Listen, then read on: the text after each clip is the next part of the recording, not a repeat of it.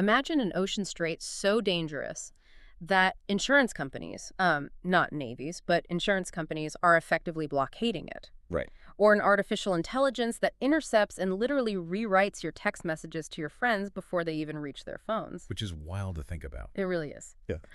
Well, welcome to the deep dive. Our mission for you in this session is to take a massive stack of the weekend's news spanning multiple continents and industries and figure out how it all weaves together. Because it really is all connected. Exactly, Right. because what we're looking at is a very intense real-time collision between geopolitics, advanced technology, and, the physical realities of our planet. So, okay, let's unpack this. Let's do it. We're living in a moment where global systems are just so deeply interconnected that a disruption in the Middle East immediately cascades into the technology sector. It fundamentally alters global shipping, and it even impacts the literal cost of the AI revolution you've been hearing so much about. Yeah, and to truly understand today's landscape, you have to look well beyond isolated events. We just can't consume a headline in a vacuum anymore. No, not at all. The goal is to see the cause and effect chain, right?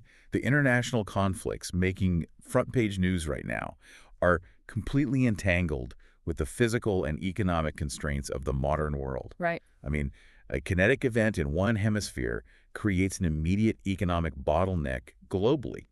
And that, in turn, dictates what kind of technology can or cannot be built, or even funded halfway across the world.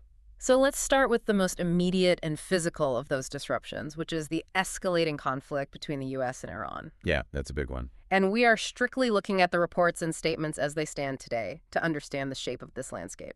The peace memorandum from June has, it's formally collapsed. Iran's deputy foreign minister announced they are suspending their commitments to it entirely. And we have Supreme Leader Khamenei, in a pretty rare public statement, calling President Trump's signature on the deal worthless and invalid while warning of, quote, unforgettable lessons. Right. And over on the U.S. side, you have President Trump acknowledging the recent American casualties, calling them a very sad thing. But at this moment, the administration hasn't outlined a new strategic direction publicly. Even though military officials have reportedly presented options to expand operations, right? Exactly. But the human and physical toll of this suspended ceasefire is tragically mounting on both sides. And the numbers from this weekend give a really stark picture of the escalation. Yeah, the numbers are heavy. They are. Synthesizing the casualty reports, CNCINCOM confirmed that 2 U.S. service members were killed, and 1 is missing in action following ballistic missile and drone attacks on an outpost in Jordan. Wow. Yeah, and that brings the American death toll to 16 since hostilities resumed back in February. 16 since February. Right. And simultaneously, Iranian state television is reporting that since the ceasefire collapsed, U.S. strikes have killed at least 46 Iranians and wounded over 400 inside Iran.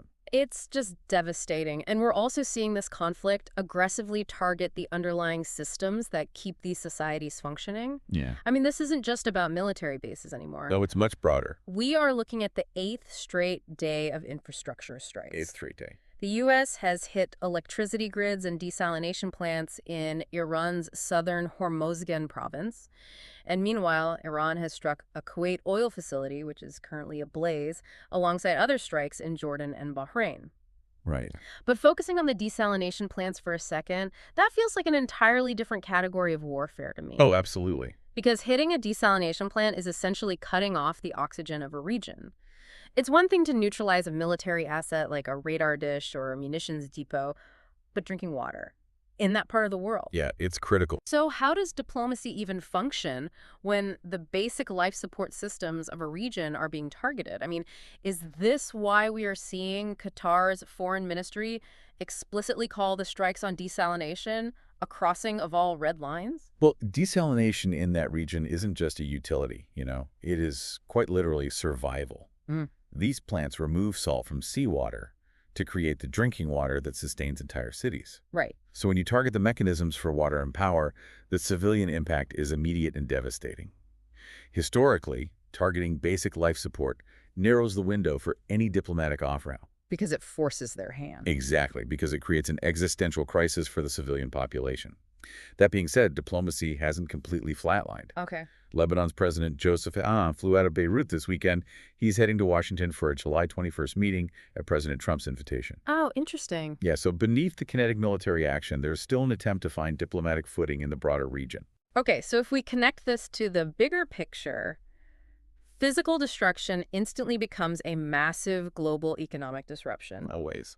The moment a missile hits an oil facility or a regional power grid goes offline, the global supply chain just feels the tremor. And tremor is likely a huge understatement. Fair enough. If you look at the maritime intelligence from a group called Windward, they track global shipping data in real time.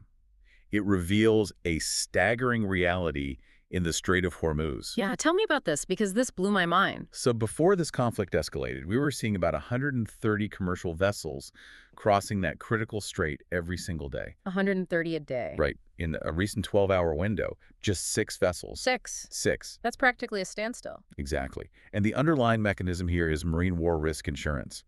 The premiums for ships trying to cross that strait are just absolutely skyrocketing. Okay, wait. I have to ask about the mechanics of this economic fallout, because it almost sounds like a self-fulfilling prophecy, right? Oh, you mean? Well, if insurers raise their rates so astronomically high that commercial ships simply cannot afford to cross the strait, the global market essentially starves itself of oil before the missiles even hit the water. It's like the fear of the disruption is causing the disruption. That's a great point.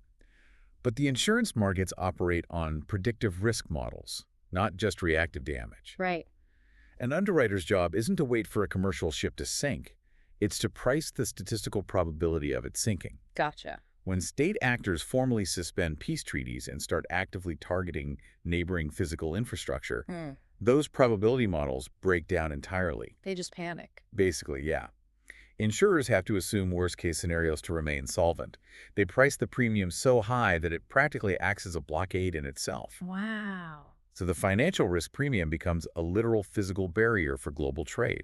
And the markets are reacting to this choke point in one of the world's most critical energy corridors. Which makes sense. Yeah. The fire at the Kuwait oil facility, combined with the treaty suspension, pushed Brent crude, which is the major global benchmark for oil prices, up sharply over the weekend. It's closing in toward $90 a barrel. Which means every single time you fill up your gas tank or buy goods shipped across the ocean, you are paying a premium for that exact geopolitical friction. Precisely. And this isn't just a temporary market blip either. No. No. The International Monetary Fund, the IMF, has explicitly cited this war, along with persistent inflation, as the primary drivers for cutting their macroeconomic forecasts. Oh, wow. Yeah, they just downgraded the projection for 2026 global growth from 3.5% down to 3.0%. That's a big drop. A 0.5% drop on a global scale represents massive economic contraction. And what's crazy is that geopolitical risk premium is bleeding directly into sectors that usually feel totally insulated from physical borders and global shipping lanes. Yeah, the tech sector. Exactly. The economic anxiety is seriously puncturing the perceived invincibility of the tech world. Like, look at SpaceX. They have seen their stock drop for 6 straight days. They've lost nearly $1 trillion in market cap from their peak in June. $1 trillion. $1 trillion in total company value just evaporated. And the analysts are pointing to a massive semiconductor sell-off, a general fading of enthusiasm in the IPO market, and this exact Iran war risk premium. Yep. It is casting major doubts on the massive wave of AI IPOs that Wall Street was banking on for 2026. And the connection there might seem invisible, but it's very real. When global stability drops, investor appetite for high growth, highly speculative technology investments drops with it. Capital flees to safer assets. Exactly.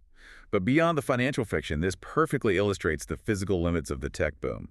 For the last few years, the prevailing narrative has been that technology, especially artificial intelligence, operates in the cloud. Right, the sort of ethereal, magical space. Right, a space immune to earthly problems. Uh-huh. But the cloud requires massive physical data centers. Oh, the data centers. Yeah, a Washington Post investigation just highlighted an intense, growing community backlash across the U.S. against these AI data centers. People are getting really upset. Residents are furious about the massive power demand straining local grids, the sheer volume of municipal water being consumed just to cool those servers down, and the concentrated corporate control over local resources. And we are also seeing that physical pushback on the labor front in a way that honestly feels like a science fiction movie crashing into mundane contract law. Oh, the Hyundai story. Yes, Hyundai just had to shut down a car factory production line. And why? Because the labor union literally blocked the deployment of the Atlas humanoid robot onto the factory floor. Which is unprecedented. They physically stopped the robot. It's being called the first labor action of its kind against a humanoid robot in automotive history. That's wild. Because traditional robotic arms, the ones that just weld a door or paint a chassis, they've been on assembly lines for decades. Right, nobody blinks an eye. Exactly. Ugh. But a fully autonomous, bipedal, humanoid robot stepping into a dynamic role previously held by a human worker. Yeah. That triggers a fundamentally different response from a union representative who's reading the fine print of a labor contract. So what does this all mean? It's like AI is this massive brain that is suddenly getting way too big for its physical body. That's a good way to put it. It's fascinating that the first major speed bump for deploying humanoid robots in auto manufacturing isn't some complex technical glitch or a software bug in the robot's vision system. No. It's a picket line. Are these tech giants fundamentally miscalculating the human element of physical deployment? I think they are, because the friction of the physical world is incredibly difficult to model. You can iterate a software algorithm millions of times a day in a digital simulation. Sure. But you cannot iterate a municipal power grid or a local water supply or a labor union's contract negotiation. Right, yeah, you can't code your way out of a strike. Exactly. The tech industry, which is used to moving fast and breaking things in code, is certainly colliding with finite physical resources and deep-seated human anxieties about automation. But even while the physical deployment of tech is hitting all these tangible roadblocks, the digital evolution of the software itself is just relentlessly accelerating. It really is. I mean, look at what's happening with open source AI. A company called Moonshot just confirmed that Kimi K3, which is a staggering 2.8 trillion parameter model, is going to be fully open sourced by the end of July. That is massive. Anyone, anywhere in the world will be able to download it and adapt it for free. And to put that into perspective, think of parameters as the synapses in a digital brain. The more parameters a model has, the more complex connections and nuanced reasoning it can supposedly handle. Okay. So a 2.8 trillion parameter model being released for free puts immense competitive pressure on the big U.S. frontier labs who charge for access to models of that size. Right. And speaking of those big labs, Anthropic is moving closer to a mega IPO, and their annualized revenue run rate has reportedly topped $47 billion. $47 billion. The scale of that revenue in such a short time frame is historically unprecedented for a software company. It's absurd. And it's driving massive shifts in how enterprise software is built. Take Microsoft, for example. Okay. In July, they're expected to launch Project Perception, which is a new AI cybersecurity platform. But they aren't just relying on their own proprietary models. They are using an AI model router to farm out vulnerability scanning tasks. Wait, how exactly does a model router work in that context? Think of it like an incredibly fast, highly efficient dispatcher. Okay. Instead of sending every cybersecurity task to one massive, expensive AI model, the router analyzes the incoming query. If it's a simple malware scan, it automatically routes it to a cheaper, faster OpenAI model. Oh, I see. If it requires deep, complex code analysis, it routes it to a heavier Anthropic model or an in-house Microsoft model. It routes the query to whichever model can do it cheapest and fastest in real time. So they're undercutting competitors on price while maintaining top-tier security on the aggregate? Exactly. Okay, well, here's where it gets really interesting for the everyday user. Yeah. Roblox, the massive multiplayer gaming platform, is launching a new real-time AI chat moderation tool. Right. But instead of just blocking messages that have banned language with those little asterisks we're all used to seeing, the AI is actually going to rephrase the message before it even gets delivered. Which is a huge shift. It is. So if someone types something toxic or aggressive, the AI intercepts it, rewrites the sentiment into something acceptable, and delivers the clean version in real time to the other player. Yeah. Roblox says this reduces friction and keeps the platform safe, but I really have to push back on this. Go for it. I get platform safety, obviously. We all want safe spaces online. But does having an AI literally rewrite our words in real time before they reach the other person fundamentally alter human-to-human communication? I mean, are we losing our authentic voices to a safety filter? It's a great question. And it highlights a massive philosophical debate in tech right now. Intent versus interpretation. Right. If someone sends an angry message, the anger itself is a core part of the communication. It carries the emotional weight. It's the whole point of the message sometimes. Exactly. If an AI intercepts that text, decides it violates a community guideline, and rewrites it into a polite disagreement, it hasn't just moderated the chat. No. It has fundamentally changed the sender's intent. Exactly. It's no longer your voice. It's the platform's sanitized, corporate-approved version of your voice. Yeah, and we are looking at a scenario where society is delegating not just the moderation of speech, but the actual articulation of our thoughts to a machine. When you start filtering human emotion through a large language model just to make it more palatable, you have to ask what happens to authentic human connection when every rough edge is algorithmically sanded down. It's wild. It all just feels so heavy, doesn't it? It really does. The geopolitical conflicts targeting survival infrastructure, the global economic slowdowns, and now AI is silently rewriting our conversations. With the world feeling this intense, it is completely natural that people turn to entertainment. But we need an escape. We really do, but even the escapism business is facing severe turbulence right now. The media landscape is incredibly rocky, yes. Yeah. Netflix entered the weekend trading at a 52-week low. Wow. Yeah, they missed their Q3 revenue guidance by roughly $140 million. Which is a lot of money. Well, that might sound like a drop in the bucket for a giant like Netflix, but it has Wall Street seriously reassessing the growth trajectory of their ad-supported tier. And the media consolidation space, the corporate machinery behind the content you watch, is getting even messier. There's a major lawsuit from Paramount investors regarding the Warner Bros. Discovery takeover. Right, alleging an illegal side deal involving the Trump administration. Exactly. The regulatory and legal complexity of these massive media mergers is just compounding the friction. And before we talk about the massive cultural event dominating the weekend, we have to acknowledge the severe physical realities hitting people right now. Because the weather this weekend has been intense. Unbelievable, yeah. There's a massive heat advisory across the southeast U.S. with heat indexes hitting 105 degrees. Brutal.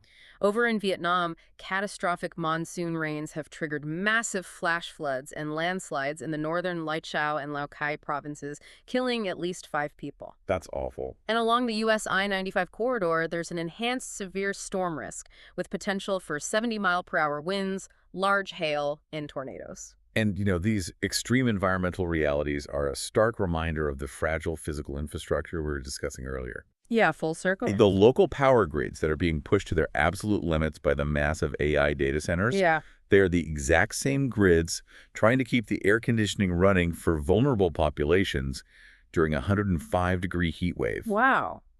Which brings us to the ultimate contrast to all this heavy, complex news. The World Cup final this Sunday. Oh, yeah. Argentina versus Spain, happening at MetLife Stadium. The scale of this event is almost hard to comprehend.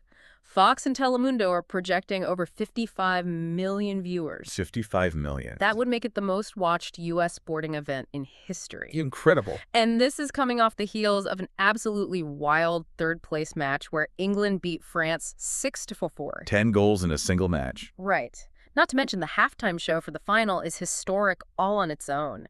You've got Madonna, BTS, Shakira, and Justin Bieber sharing the stage. Good lineup. But I really have to ask, is this projection of 55 million viewers actually because the world is so chaotic right now? What do you mean? Like with conflicts in the Middle East, crippling heat waves, and data centers eating our local power grids, are people just desperate for a shared, low-stakes global event to escape into? Well, mass entertainment events historically see massive viewership spikes during periods of high global anxiety. Really? Yeah, the psychology behind it is fascinating.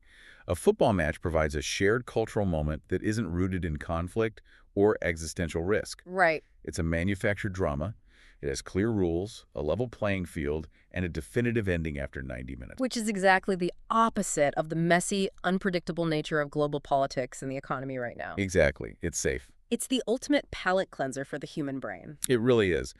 But before we entirely cede the floor to escapism, what's fascinating here is a piece of scientific news that offers a real glimmer of hope amidst those extreme weather reports we just talked about. A glimmer of hope. I will absolutely take it. Yeah. So meteorologists at NOAA and the Watchers have identified the development of a rare Atlantic La Nina. Okay, what does that mean? Now, La Nina is a complex atmospheric pattern that changes wind shear across the ocean.